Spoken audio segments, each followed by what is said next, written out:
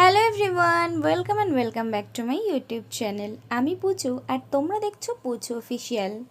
আজ ছিল রবিবার, আর রবিবার মানেই একটু শান্তির দিন, আর অর্থাৎ সকালবেলায় তাড়াতাড়ি ঘুম থেকে না উঠে একটু বেলায় করে ঘুম থেকে উঠতে পারবো। তাই আজকে আমি অনেকটা বেলা করে ঘুম থেকে উঠেছিলাম, এই যে 8:48 মানে 9টা বাজতে যায়। তো ঘুম থেকে ওঠার পর একদম ফ্রেশ হয়ে কিন্তু এখানে আমি টিফিন করে নিচ্ছিলাম, আর আমার মা এটা কীরকম রিয়াকশান দিচ্ছে।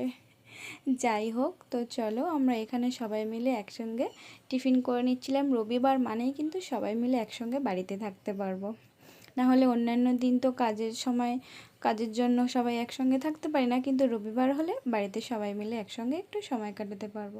আর দিনটা কিন্তু আজকে একটু মেঘলা মেঘলাই ছিল, খুব একটা গরম ছিল না। যাই হোক, তারপরে মা এখানে কিন্তু চিকেন রান্না করছিল, আর মা রান্না করবে, আমি সেখানে কাটি করব না সেটা কি হয়, আমি একটু কাটি করতে চলে এসেছিলাম। আর তারপরে এই যে পুচকু আমার ভাইজি, ও তো সবসময় আমার সাথে থাকে, কখনো ঝগড়া, কখনো রাগারাগি, আর কখনো এই যে কত ভালোবাসে। পুতুলের একটা আর ছবি ওর তুলবো। কথাগুলো শোনো, এখন ও কি বলছে। তুমি বললে আমার একটা জামা কিনে দেবে। বৃষ্টি একটু থেমে গেলে দেবে। হ্যাঁ। কোথা থেকে কিনে দেবে? জাস্ট শোনো কিরকম কি কথা বলছে, একদম পাকা বিজয়গঞ্জ বুড়ি। থেকে? হ্যাঁ। কি জামা কিনে দেবে? নতুন জামা। নতুন জামা? হ্যাঁ। কার জন্যে? তোমার জন্যে। আমি কে হয়? তুমি মাম্বু হতো।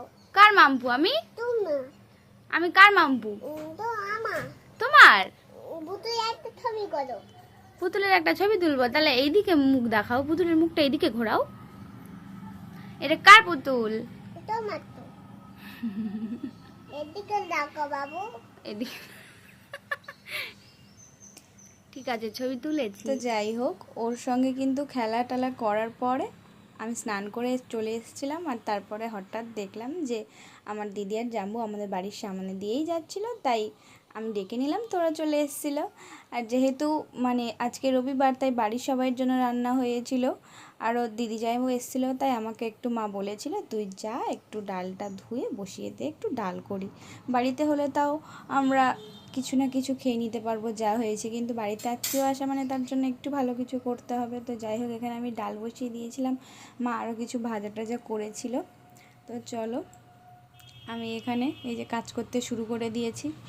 আর এই যে আমার বোনঝি, ও মানে এত দুষ্টুমি করছে, এমনিতে তো বিশাল শান্ত, আর কি জানি আজ কি হয়েছে ওর, আমাদের বাড়িতে এসে ও খেতে চাইছে না, খালি ছুটে ছুটে পালিয়ে যাচ্ছে, আর আমার দিদি ওকে ধরে ধরে নিয়ে আসছে। তো তারপরে এরকম হাসি মজার মধ্যে আমরা সবাই মিলে এখানে একসঙ্গে খাওয়া দাওয়াও করে নিলাম।